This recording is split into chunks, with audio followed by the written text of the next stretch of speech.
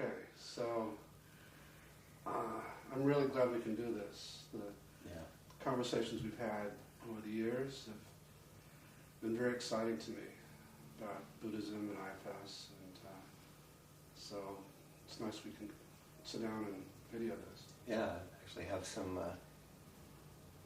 intimate time to see what arises in a way that people can listen in and share. Mm-hmm. Yeah, so my interest in Buddhism, trying to think of how far back it goes. You know, I wasn't a very spiritual person before IFS. Yeah.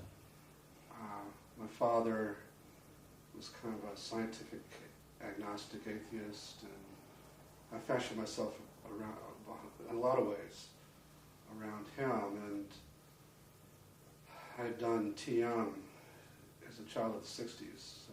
Yeah, I did it in graduate school. Oh, you did? Yeah. Huh. You gonna share your mantra?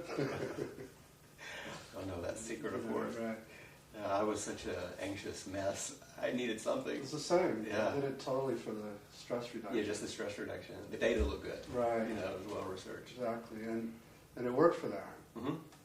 But and that actually made me aware that there were other realms to such that when I really would practice consistently, I could just go in this other world and feel great. Mm-hmm. And so that piqued my curiosity a bit. That was through college and, to young adulthood. Mm-hmm. But it wasn't until I ran into what we're calling self or no self Mm-hmm. that I piqued my interest about. There must be something more to this than just our molecules. Mm-hmm. So, and through the years as a child of the 60s, a lot of Buddhist ideas were very popular, and so I was intrigued by the compassion side of things, and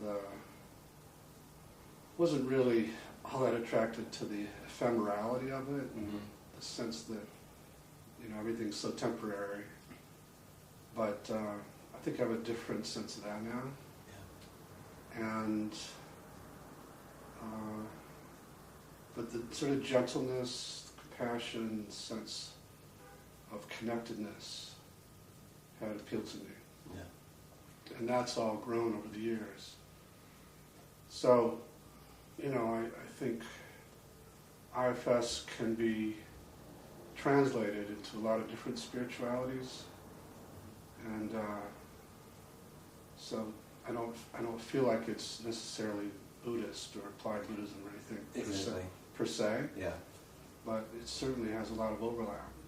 Well, I think it's a larger container than any one stream, but it's a very large container that can hold a lot of streams in a very skillful way. And I think that's the key. In other talks I've used the word upaya, which in Buddhism means skillful means. And skillful means are things that a bodhisattva or a being who's committed to freeing other beings would use to turn every relationship or every situation towards more freedom. And IFS definitely fits that. It's a skillful means. It's a beautiful tool. It's a beautiful method. But the method points to something larger than a method. But we use it as a method in this way. And I think that's true of Buddhism too, isn't it? Yeah. That it's a method, but also, and initially it was presented to me as that. It's really not a spirituality. So. Yeah, not a religion in a traditional sense. More of a psychology. Yeah, someone said, I think it may have been Toynbee, that said Buddhism is the most spiritual psychology, or the most psychological spirituality is the same. Yeah, but this idea that meditations that take us into a quiet space and help us physiologically and psychologically does take us into another realm, and we get a little freedom. And my experience was that, for example, in TM, I was benefited by it, and I could go into this special place while I was meditating, but I couldn't quite experience the same freedom in my life as I would in the meditation. So I was interested in what's the bridge that takes this basically a concentration and deepening practice into a transformative life practice.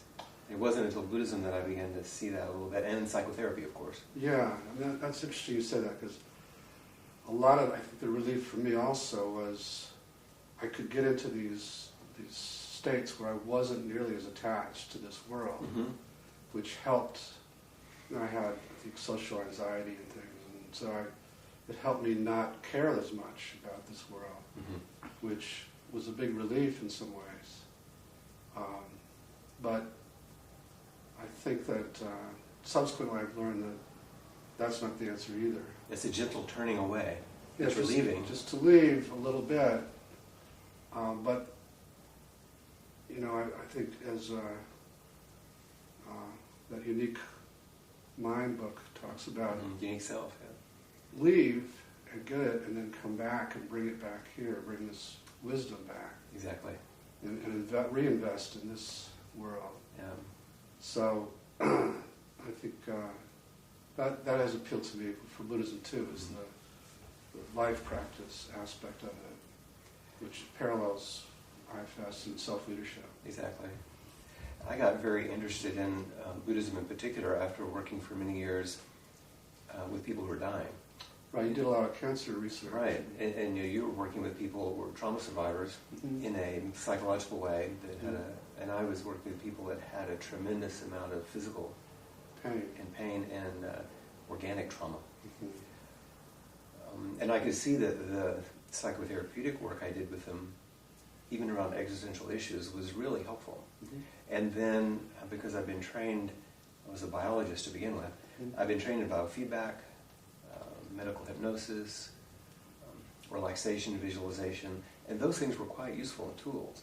But all of those techniques began to have a ceiling. Like, there was a place they were asking about, which was further than just the reduction of pain, the management of anxiety, even the existential facing of potential death. And when I began to search out spiritualities that address those issues without being heavy-handed in the religious area, I began to look into Buddhism, and I actually hadn't realized this, that the Buddha was interested in only one question: why do we suffer?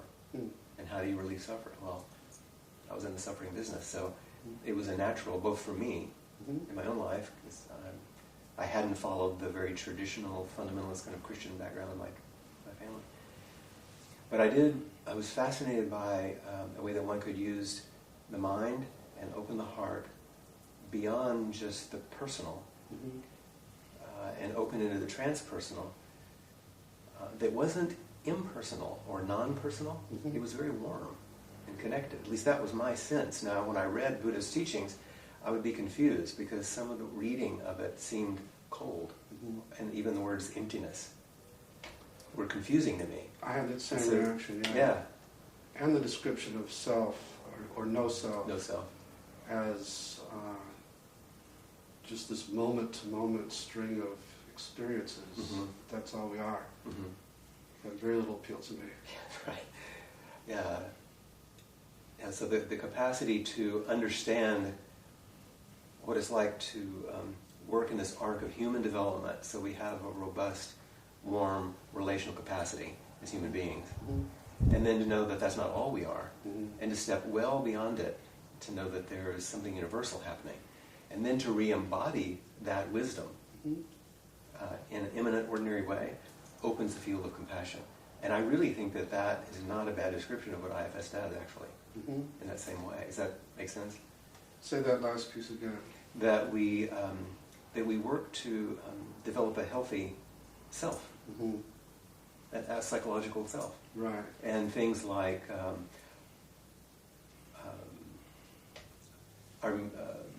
the depth of our attachment, our capacity to handle stress, to think clearly, to know what we feel, to relate deeply. All those are ordinary things about being a healthy human being. And if those things are too fraught or too tangled, we're probably not ever going to step further, because it's like there's a gravitational pull to that pain or trauma that pulls us back. Right. Spiritual practices can help us step beyond it. Right. Sometimes as a bypass. Right. But sometimes actually we have these fleeting moments of seeing beyond, but we can't quite live there. Right. But even if we do engage in a practice that helps us move further, how do we bring it back? In Zen they say to not hang out in emptiness, to not be too far out. I think Ram Dass one time said,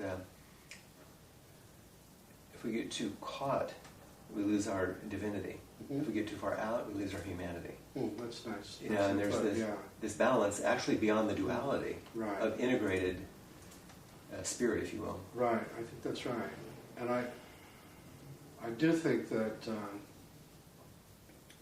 if you think of the humanity aspect of it as your parts, and the divinity aspect is what we're calling self or no self, there is that balance. There's you know, it should not necessarily be either or, where you're just meditating to get away, or you're just trying to be in with your parts. There's value, right? There's value in taking a break and getting up here, and then coming back with more self-energy, more separateness, but being with your parts. You know, one of the central questions in this whole endeavor, and I don't know that we'll answer it, but I think it's worth feeling, like, what is self? And that's kind of the central feature in a way, isn't it? Yeah, and you know, until I spent time with you and then Jack Engler's piece and so on, I was really confused about how my concept of self, how it fits into Buddhism. But these conversations have really helped, because I do think that it's unfortunate that there's in the Buddhist community such a thing about the word self. Yeah, it's almost like it's a bad word. And I think, from my point of view, what's being called, like we've talked about, what's called no self is really no parts. Exactly. It's the absence. That's the way I teach it. Absence of what's called ego. Right. Which is emptiness, but it's not which empty. Which is fullness. Which is fullness. Yeah. And that gets confusing, just I think because of the semantics of it. Yeah, part of this is sorting out language. There's a beautiful phrase that Katagiri Roshi once used, who was one of the first generation Japanese teachers. He died in the late 80s. And he said once, let the self rest on the self and allow the flower of your life force to bloom. See, this poetic way, he's saying, I read it as let all the parts rest in the embrace of self, and then allow your life force to come forward. Let yourself be embodied as a human being. Yeah. It's not about going off in some esoteric way in the least. Right. And it's not about just wallowing around in self-reflection and self-identity forever either. Right. There's this, let the self rest in the self, and let the flower of your life force bloom. Yeah, so that implies there's a flower and a life force that is substantial. It's not ephemeral. And you'd hear earlier, and especially Asian Zen teachers, since that's the tradition I studied in the most, although I've practiced in both the Theravada and Tibetan, you hear this thing about kill the ego. Right. And it's very sharp and very severe. I understand, the best I can, some of where those teachers were coming from, and I read it more gently in my way as saying, don't be too identified with parts. But I think it's taken as kill the parts or get rid of parts. And one of the beautiful things about IFS is the inclusive quality. Yeah, I mean, I don't think it's just those traditions. I think spirituality, as I have explored it the last many years, in general, with some exceptions, has an attitude about the ego. Yeah. And for me, the sine qua non of any spirituality is how they teach people to relate to what I'm calling their parts, which they call the ego. Right. And, you know, most traditions, even very, very accepting traditions that preach compassion for all beings, can have compassion for a certain range of parts, but there's one they don't like. That's right. So ultimately there are exiling qualities Right. to most religions as I've experienced them. Yeah. So, yeah, I've been on a kind of crusade, both within psychotherapy, but also as much as I've been able to dip into spirituality, to try and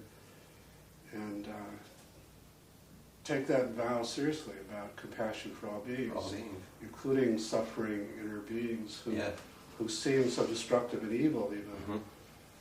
If the Longfellow saying, I never get quite right, but if you knew the secret history of your worst enemy, it's enough to dissolve all hostility. Yes. And that goes for inner enemies too. So, well, and you've heard me teach in an IFS context the Bodhisattva vow, which begins with beings are numberless, I vow to free them all. And I always say, I vow to free all beings, and I vow to free all beings. But then the question is, who's the I that's speaking? That's committed to compassion to those around us and those in us. Yeah. Equally. All beings. So that's a kind of inner bodhisattva. Yeah. That we're calling self. And how does all that relate to Buddha nature then for you? Oh, Buddha nature is sometimes a fraught term also.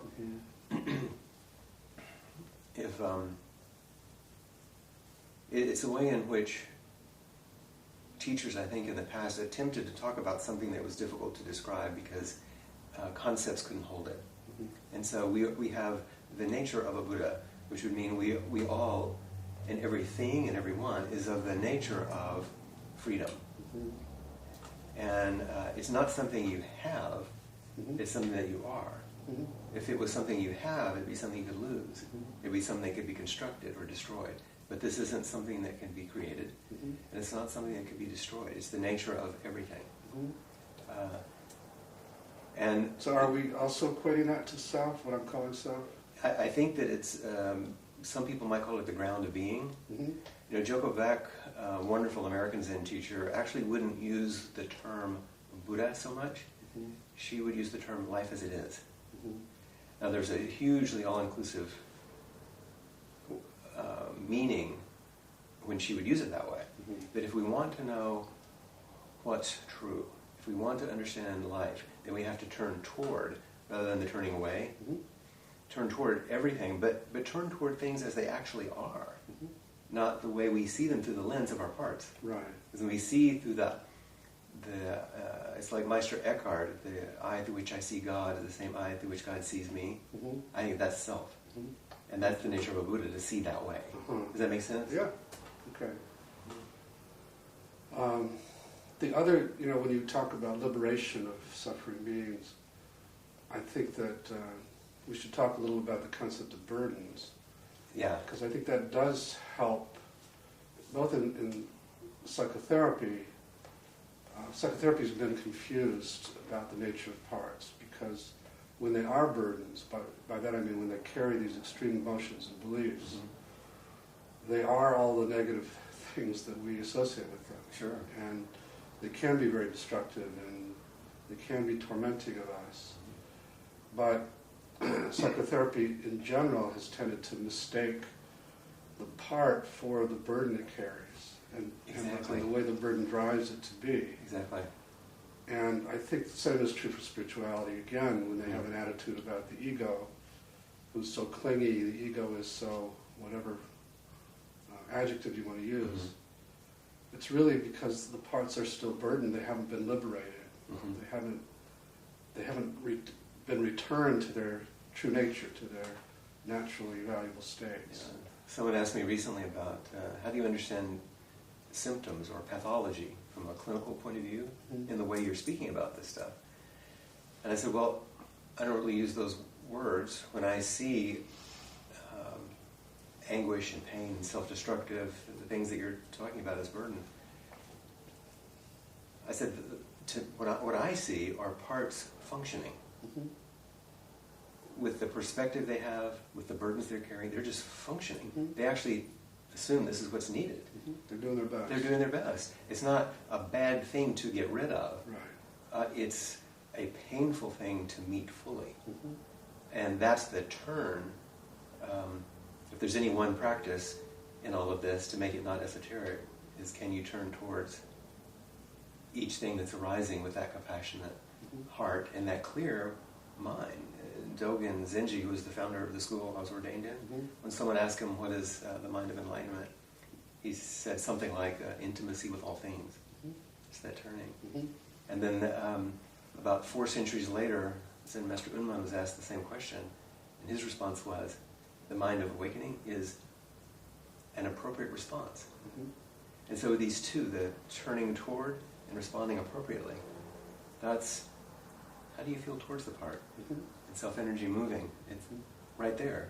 And that people understand a whole lot better than Asian language. And I think that speaks to something we've also talked about and written about a little bit, which is the way much of mindfulness practice is, as I understand it, is to turn toward maybe, but separate from, and witness or observe from a bit of a distance, extreme or not even extreme, but just thoughts and emotions. Right. Maybe with a kind of gentle attitude, but not necessarily to interact with. And I know that that varies considerably how much. Depends on who's teaching and how. Yeah, but especially the way it's kind of moved into psychotherapy, which is some of what I'm more familiar with. There is this kind of separate and witness. But I call that an almost mindfulness. Because it is useful to step back or unblend. Right. That's actually a useful skill. Right. And to help someone step back, to help someone witness, which is part of the mindfulness, is witness from self rather than just look through another part's eyes. Right. That's another step that's crucial. But to step back and witness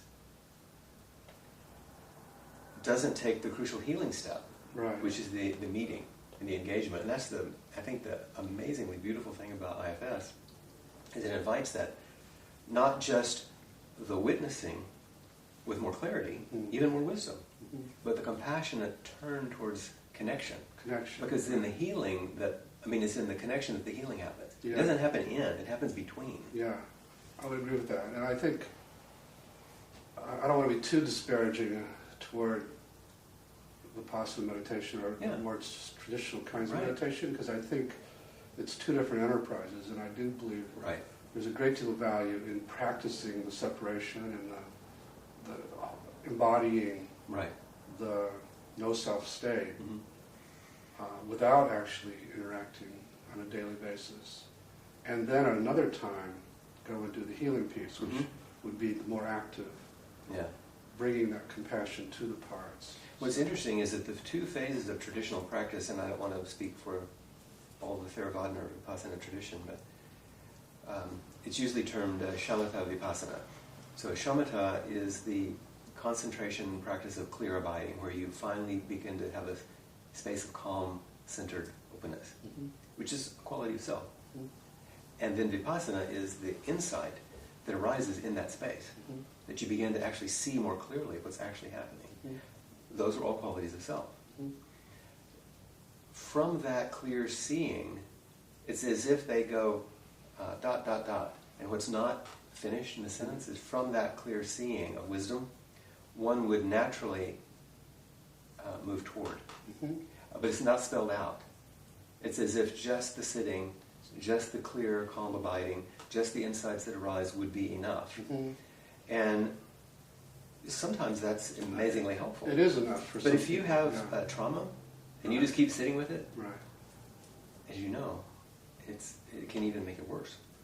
Yeah, it can, and it can make you okay to function. But I like to use that analogy to the movie A Beautiful Mind, where John Nash was able to function much better by getting separation from his paranoid part, which was Ed Harris. But at the end of the movie, he's looking at these 4 or 5 parts who are looking at him forlornly, and he's still doing well, and I think he probably could continue to do well, but he's cut off big parts of himself. Yeah, just to function. And so, and it makes sense why, I don't know, his therapist would encourage that, because the paranoid guy has such power to take over and blend and run his...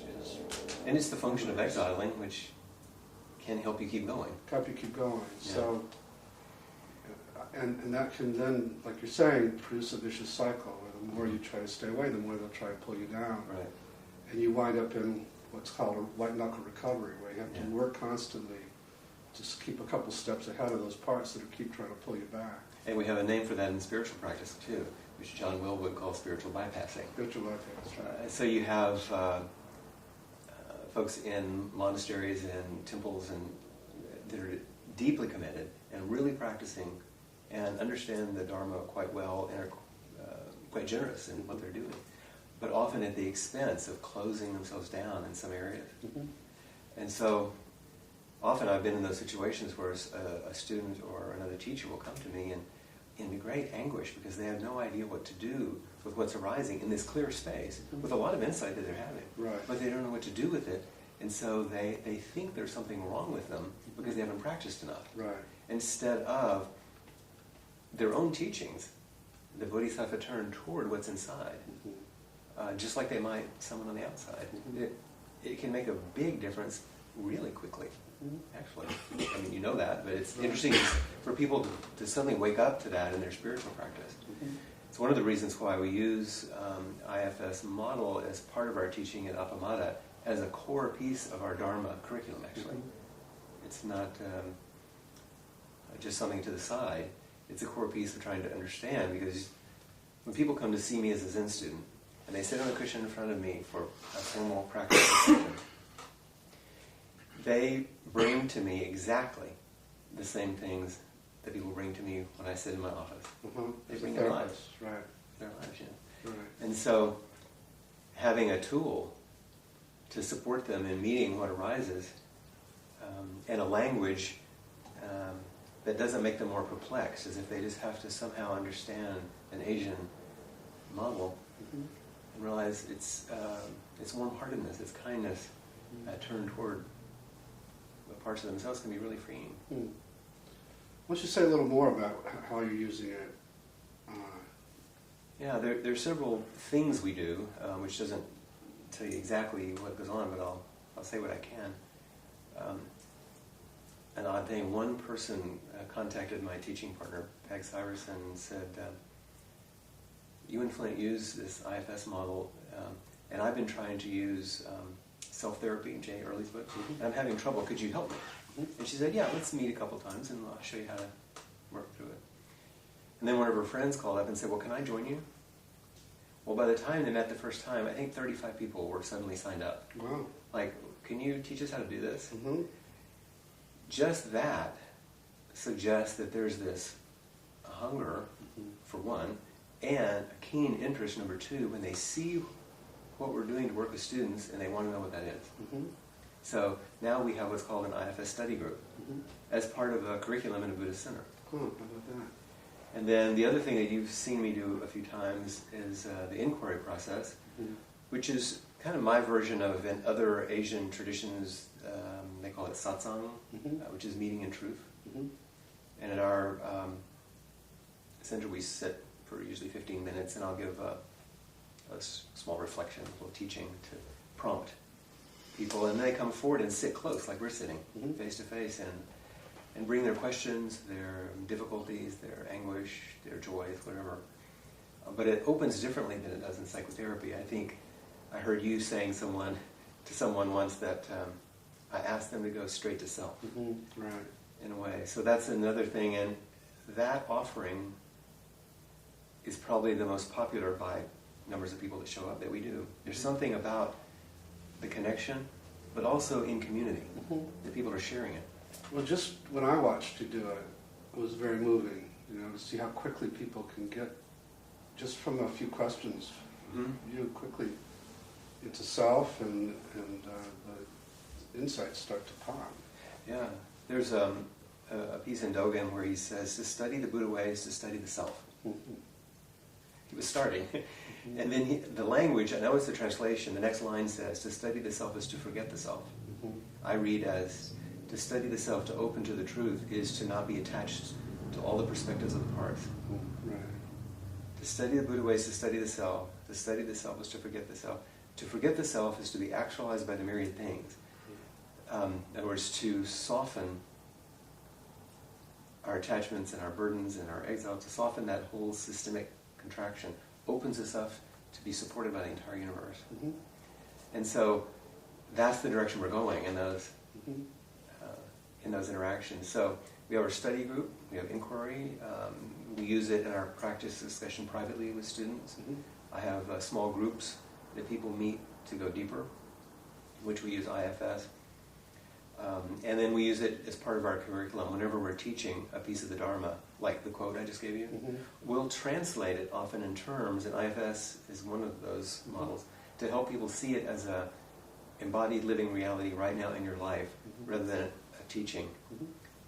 I said the other day, what's the definition of esoteric in inquiry? And people said, well, a special teaching just reserved for a few.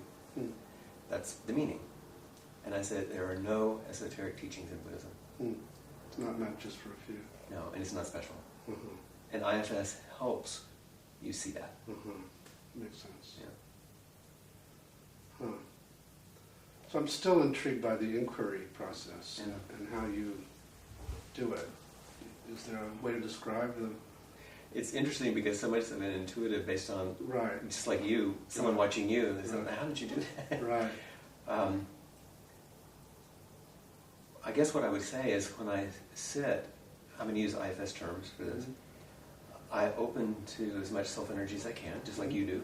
It's the same way you sit with someone, which is primarily a process of emptying. You know, you're not trying to go anywhere. But it is an opening, a clearing. And in that process, which also other teachers call loving presence, you see the beauty of the person in front of you. But that beauty isn't a preferential beauty. It's a beauty that includes seeing the pain, seeing the inspiration, seeing the burden, seeing the whole thing. That's what's beautiful. And to just offer that space shifts what comes forward, for one, and then to meet what comes forward with very little in terms of content, to not get caught in the story, and to look for what wants to be met, so that you have a softening or a relaxation that happens rather quickly. So in a way, I'm enacting self for what I see. For what you see the parts wanting. And then helping the person turn and realize that they are that also, so that there's a warm, compassionate relief that comes with knowing, oh, this is possible. Freedom is possible right now, like quickly. Yeah. In the warm embrace. And of course, when you're sitting in a group of 50 people holding self-energy, it really helps. Right, it does. You know, to have that kind of, like when you're doing demos with a number of people, it makes a big difference. So I'm not looking to work with the story, which I might if I were in my psychotherapy chair. Right. I'm looking to help them step outside of the story, but not step away from anything. Right. And that's a little hard to describe. To begin to see that they are the container for all that arises and passes away, which is another description of self in a way. Right. Rather than the contents of what they identify with within that container. So that's just another language. Yeah. Does that make sense? It does make sense, and you know, I couldn't replicate it based on what you told me. I think it is one of those things that you have to sort of be in it to do. And that's what actually I'm working on, trying to see, like, you train therapists to do IFS. How could I train teachers to do this? So I'm working on that. Okay. Maybe that's another conversation. Yeah, and you know, for me, it'd help again if I could come watch you again. Yeah. I really found it to be powerful to watch you do it. Thanks. Yeah. And I think some of it,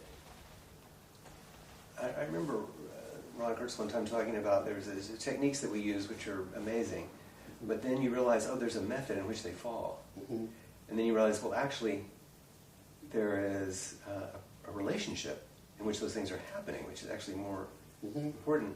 But that actually rests almost solely on the state of mind of the therapist. Right. So it's really, that's what you end up falling into. Right. And it's that its presence is the key.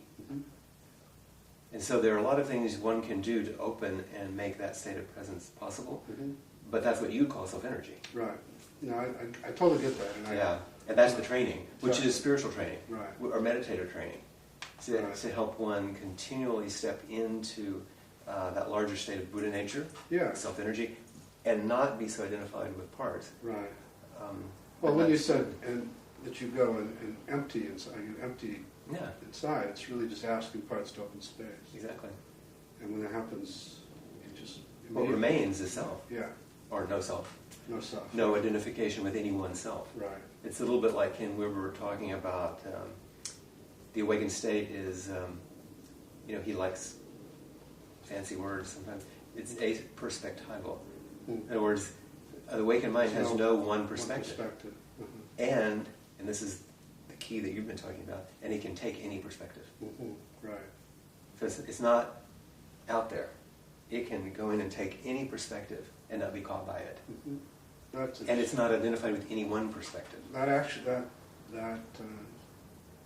paragraph you just said is very interesting. I hadn't thought about it that way. Yeah. It's the way I've been trying to understand what he was talking about and the way IFS works. It's very interesting. And to guide people into that process, there's this freedom that comes. And you're playing in there instead of caught. So you have the ability to be separate from the person's perspective, but also enter it without being totally caught in it. Yeah. So it's a kind of combination of getting them feeling really gotten, because you can be in their there's a lot of resonance world and attunement, and you're with your parts that also identify with them. Right. But you're not overwhelmed by your parts that identify with them. Exactly. And so there's I think Adyashanti uses a phrase I like called dancing with emptiness. It's a dance in this place of, it's empty of a particular self, but it's full of all, of everything. And that speaks to something else I like about that I like to teach about IFS, and that I think may have parallels to Buddhism, which is if you can be without blending, the suffering parts of you, be compassionate, then you can be that way with people that are like the parts of you that are suffering. And that creates a world of freedom. Yeah. And if you can't, if you're afraid of those parts of you, or if you easily get overwhelmed by them, then it's very hard to be with somebody when they're in the same state as these parts are inside of you. Don't you think that the work that we do as therapists is as if we're in a training program? It's a curriculum to show us which parts are triggerable for ourselves. So we're being helped constantly to see, that needs attention. And I can work with that and make more space, work with that. So we get to do a constant spiritual practice. Yeah. I'm a totally different person as a result of having worked with my own parts that come up. Right. From what I call my tormentors in particular. Yeah. With a hyphen between tor and mentor. Yes, they're mentoring. They mentor me by tormenting me.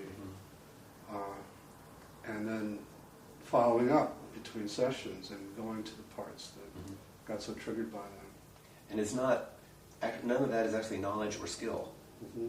That part. Right. That's the freeing up. That's the unburdening. Unburdening, so that when you're with someone or they say, how can you be present with me when all this is going on? And I say, well, actually, reactivity to what you're talking about actually never came up. Right. I'm not trying to fight it back. It's like, no, it's just not that. I'm okay. Right. That's right. And then they get to see that that's possible. That one could be that way with the parts there. Yeah, in a sense, you're a model for them at that point.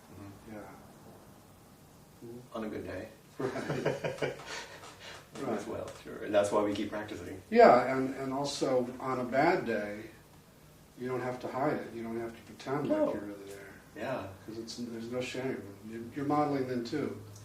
Even maybe more deeply, in a way. Yeah, in a way. There's a part of me that just got triggered. Exactly. And I can own that. I'm not having to pretend like I'm a cool therapist all the time. I came into inquiry a while back like that, feeling very tender and kind of sad and empty in a way that, not the good way. And so that was the talk I gave. Like, this is what's happening right now. And it brought forward a lot more than the days when it looks like I'm clear and bright or whatever, you know. Right. Yeah. Because I think that vulnerability, even shame at times, helps people feel like, oh, it's okay. Everyone knows this, but to have it enacted in that kind of setting is inviting. Now, do you find that that's encouraged in the Zen community in terms of the leader's vulnerability, or not? I don't know if I can make a general statement. There is an organization that I'm a member of, the Lay Zen Teachers Association, which is a relatively new organization, and as you might imagine, a huge percentage of the teachers in this organization are also therapists. Because we are people who may have done traditional Zen training, like I did in monasteries and temples, and I'm even ordained, but my primary training isn't actually monastic. And we don't teach in that model. So with those folks, yes, they would be open to that kind of vulnerability. Some of the more, if you're trying to mimic strict Asian models, sometimes even you see it in my body. Right. There's suddenly a shift or a rigidity that doesn't allow that. And that's why I ask, because that's my stereotype. Yeah, and certainly teachers like that exist, like in any tradition. Right. But and I think a lot of the misconduct you see in teachers comes out of obviously shadow elements or aspects that have been disowned and exiled. Right. That then get the best of you. Right.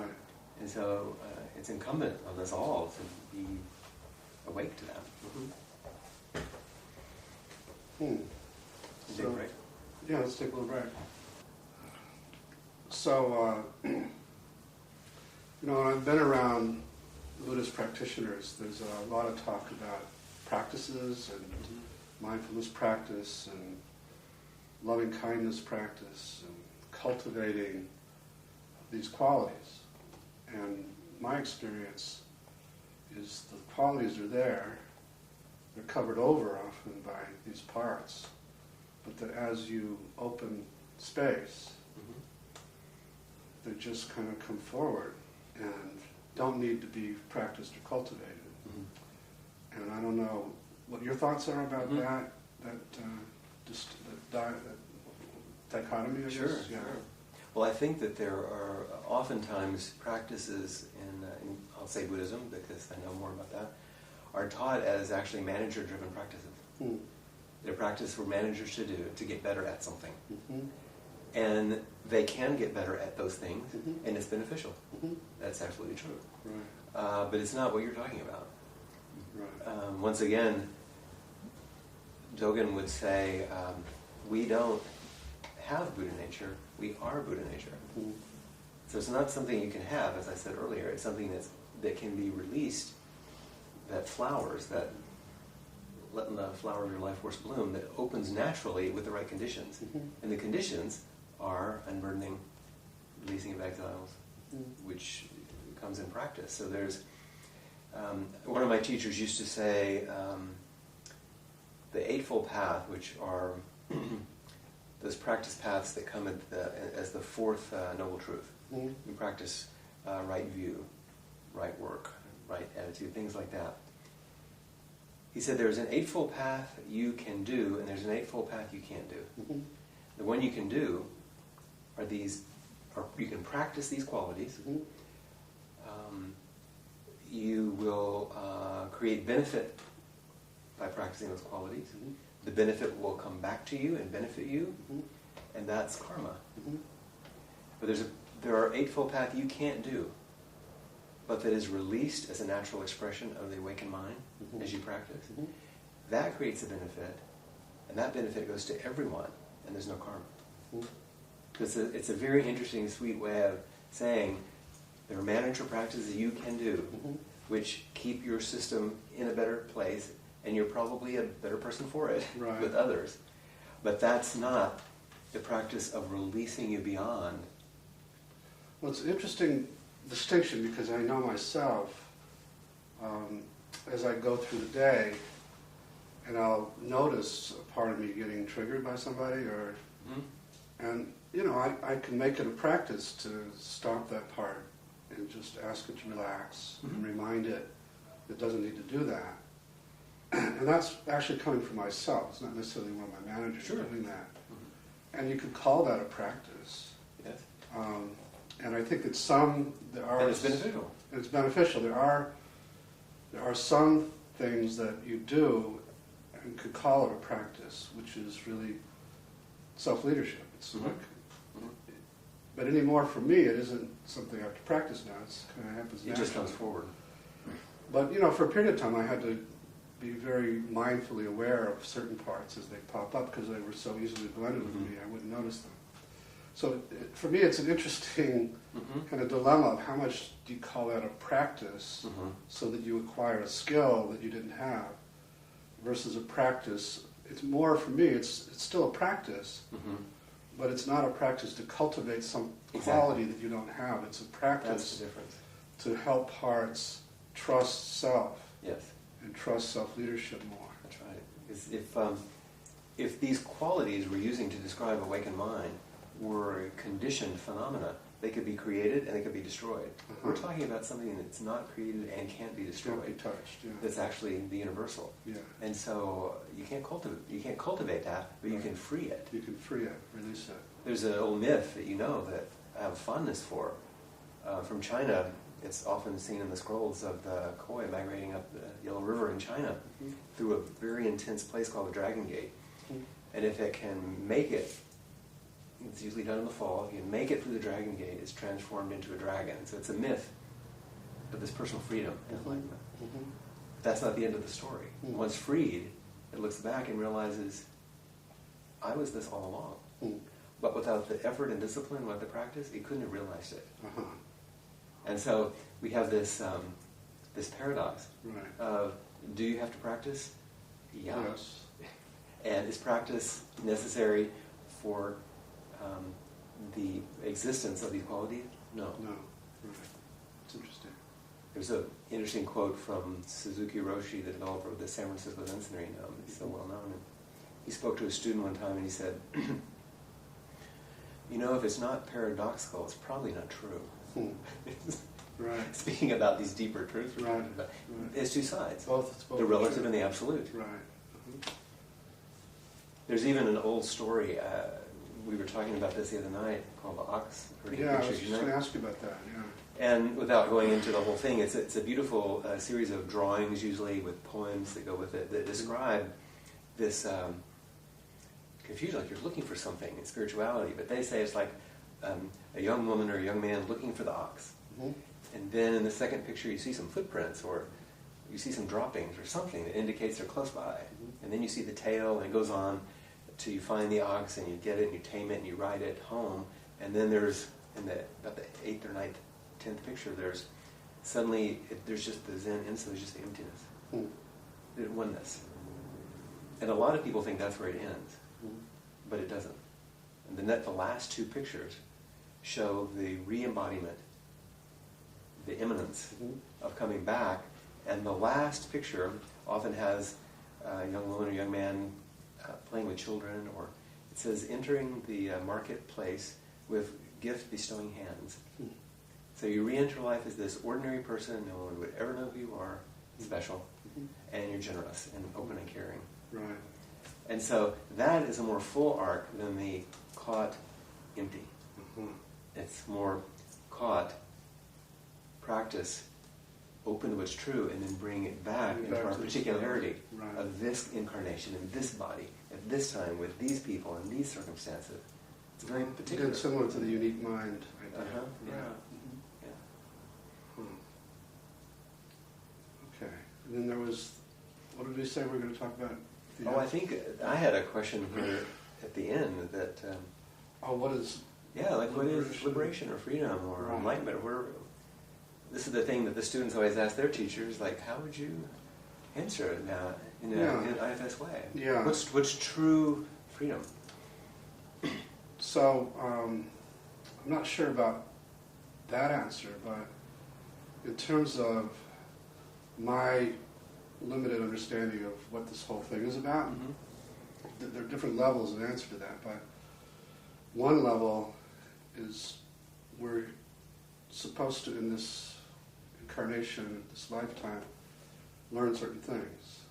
And the lesson plan is presented to some degree in the outside world, but is also in this inner world of ours, especially in the set of burdens we come with. And some of these burdens we do accumulate through our experience in life. Some of them are what I call legacy burdens that we inherit from our lineage, from our ethnic group, from our culture.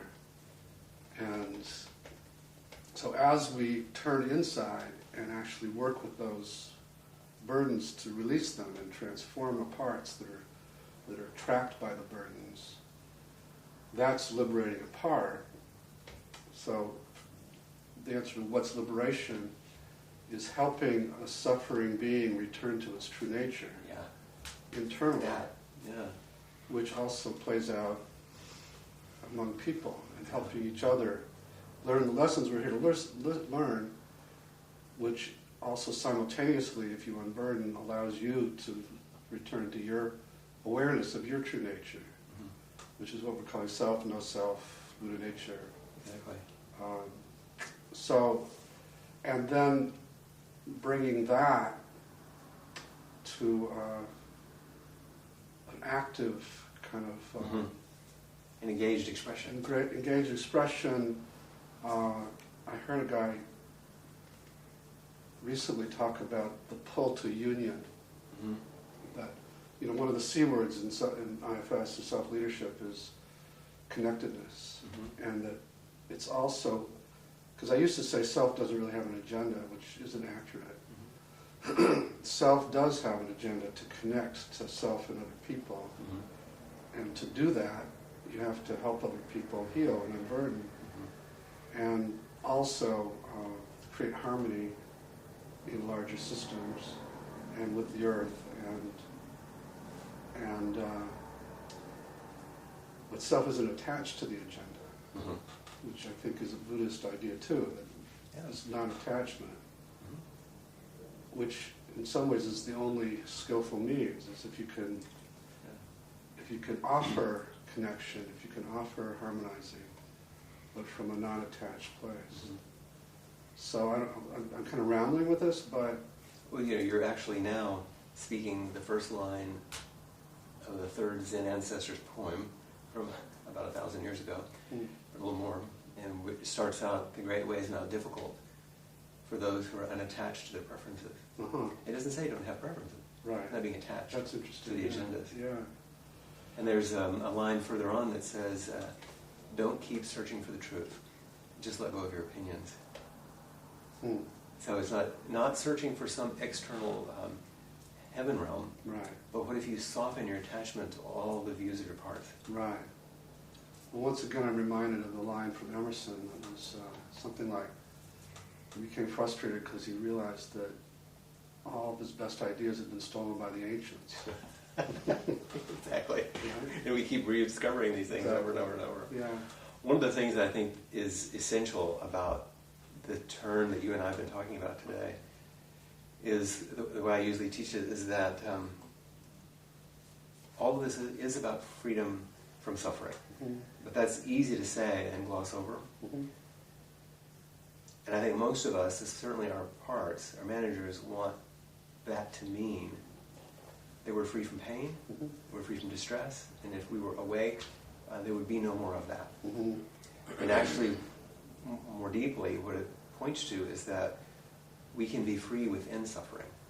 We're free from unnecessary I suffering. think that's an important distinction. But we're actually free within this. Yeah. We don't get free from anything. Yeah. Unnecessary burdens. That's an interesting distinction, because I think if you were to fully unburden and release and liberate all of your parts, and they were all in their self, and they were all in harmony, which They all trusted your leadership. See, these are the three, for me it's come down to these three elements of healing. Involves unburdening parts, liberating them, restoring their trust in self-leadership, so that there is a no-self that they trust can handle the world, they don't have to do it all. And then also reharmonizing this inner system of parts, so they're in right relation to each other. Exactly. And then all of that, those three things can be applied to external systems also. Exactly. But there was something I was going to go with. How did I start that last thing? We were talking about not freedom from, but freedom in. Right. Oh, yeah, right. So as you do all that and you unburden, then difficult things that happen to you, there's still pain involved. There's still suffering involved. It still comes. But you don't. It's not supercharged by all the burden you carry from the past. And so you'll still have the suffering part, and you'll be able to be with it and feel the pain of it. And it won't be massive because you've unburdened it. And in Buddhism we say that is the fruition of wisdom and compassion. Wisdom means without the filters of the parts, when they're unburdened and integrated, we see clearly. We can actually see what's there, and it's clarity. And when you see clearly, what you see is everybody's having a hard time. Right. So that's compassion. Right. And so you're drawn towards instead of away. Yeah. But the closer you get, the clearer you see. The clearer you see, they work together. That's right. In these two. When I work with clients, and I might have them picture somebody they're at war with, and I get their parts to step back, and they see through the eyes of the self, that same person. It's almost like they have X-ray vision because they can see past that person's protectors now and see the pain that's driving that, and then they have compassion. Whereas when they were dominated by their protectors, all they saw were the other person's protectors. Exactly. And the image of the person actually changes dramatically as they open their hearts. So. In a recent retreat we just did 2 weeks ago, we took that idea and brought it into the Zendo, into the meditation hall. And we had people sit on their cushions, but facing each other. And we did various exercises, which I don't need to go into now, but they were to help over time, and during a whole week of meditation, deeper and deeper, to see beyond. But to speak from whatever's there. But to see what's the most essential, to see the marks of suffering, to see the vulnerability from self, to see the universality, to see the inspiration and beauty. Right. And ultimately, to see the mirror of what's there. So for me, just to kind of complete the circle of that, as you do this, and it doesn't have to be in sequence, like you do this first, and then you do this, but simultaneously, as you're doing this inner work, it's all parallel. And like I was saying earlier, as you can be with your suffering parts, you can be with suffering people. And you feel, as you clear out the parts of you that keep you in this sense of separateness, and that I'm not them, the more that's transformed, the more self is present in your body. Exactly. We haven't really talked about embodiment at all. The more you don't identify yourself as separate from yourself. The unity principle, it happens. Right. It just an happens embodied reality. spontaneously. Yeah. And you have this desire to help most everybody because you know you are them. That's right. At that level. And so, and I know there's some kind of Buddhist parallel there. Oh yeah, you're just speaking about the sense of, as the identification with the individual ego-encapsulated self begins to soften, we realize that there's only self. It's not even myself and yourself in a way. There's just self. But it's expressed individually, but it's universal, this parallel. In fact, there's a beautiful thing we end most of our ceremonies on. It could be a lovely ending even today, which goes, we live like a cloud in an endless sky, like a lotus in muddy water, one with the pure mind of Buddha. So we live in this vast space of freedom, which is self. And like a lotus in the muddy water, the lotus is that expression of enlightenment, the beautiful flower, but it can only grow in brackish, muddy, gunky. The enlightenment only comes out of that. Enlightenment is the negotiation of delusion. If we don't have delusion, there's no enlightenment. That's what gets enlightened. Right. And those two things are one. That is the pure-minded Buddha. Right. And so, as we're speaking, I think it's natural for us to call for the best in ourselves and each other, and to speak about what's possible, knowing well we have our feet in the muddy water that we're struggling with, just like everybody else. Like everybody else. And that's actually what we're turning toward all the time. Right. And that's the ground out of which it all grows. And Not yeah, some beautiful, serene, mystical, heavenly realm. If there wasn't mud, then there wouldn't be a lesson. No lotus. Right. And I say usually most of us have plenty of mud to grow a lotus. Yeah, and I think I think that's part of it too. The more you can do this internally with these suffering parts, the more committed you are to help people that suffer similarly. You can't not. Yeah. In a way. And so, for me, keep asking about liberation and healing and so on, and the full circle part of it is doing all that internally, but also doing it outside, doing it through social action or whatever. Engagement somehow. Social engagement. It's not just an exercise in healing yourself, and it isn't either. Don't try to help somebody until you've healed yourself. It's a kind of ongoing combination, and I think that some social action movements get waylaid because the leaders are acting from parts, from protectors of various kinds, and as such are very attached and very, it's just not coming from this place we're calling. And generates burnout. And it generates burnout in them, and it also polarizes the opposition. Yeah. So I think that's some of what Gandhi and Martin Luther King were masters at, was acting but not polarizing. Not polarizing. That's a really good distinction. Yeah. My teacher from the San Francisco Zen Center, who's been the former abbot, Zenke Blanche Hartman, she talked to me one time about what brought her to practice in the first place. And she was a child of the 60s, an adult in the 60s, but she's in her 80s now. She lived in Berkeley, and her group was called up one day because the students at Berkeley in the 60s were going to meet the National Guard, and there was going to be a confrontation. So her group was called to stand or sit between them in a peaceful, like Gandhi, and things didn't really go well. It got chaotic. And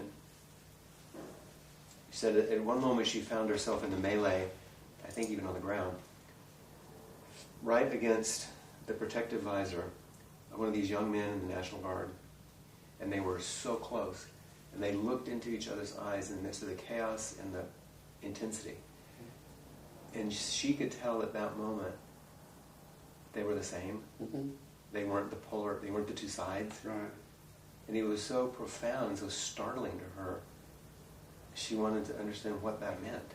And that's what actually started her in her Zen practice. Yeah. Is trying to understand what that glimpse into unity was. Yeah. Where she thought this was the enemy. Right. And she realized fighting for freedom didn't make any sense any longer. And I think some people think, if I see that, then I won't act. And I won't stand up to injustice. Yeah. But I think if you can see the person who is unjust, which, I work with lots of perpetrators and so on, and we've worked in social situations with intense conflict, like in the Middle East. Right. Yeah, exactly. And if you can also see the self in the opponent, right, and the exiles, the hurt parts that are driving all the pain, then you still act, but you also don't shame, and you don't further polarize. Yeah. And you have that other C word, or the other set of C words, courage, confidence, and clarity in your action, that we often don't talk about as much, because mainly we're training therapists to be nice, receptive, loving characters. But there's a forcefulness that comes with self-leadership too that I think lends itself to social action. Yeah. It reminds me of one last quote too from Suzuki Roshi. He said, technically speaking, there's no such thing as enlightened people. There's only enlightened activity. It doesn't actually reside in. It's only expressed through the activity. There's no activity, there's no awakening. Okay. Yeah, I like that. Okay. So, thank you very much. Thank you. This is fantastic. This is great, yeah. Sit and talk like this. And then hope we can continue the exploration. Me as well. Great. Thanks a lot.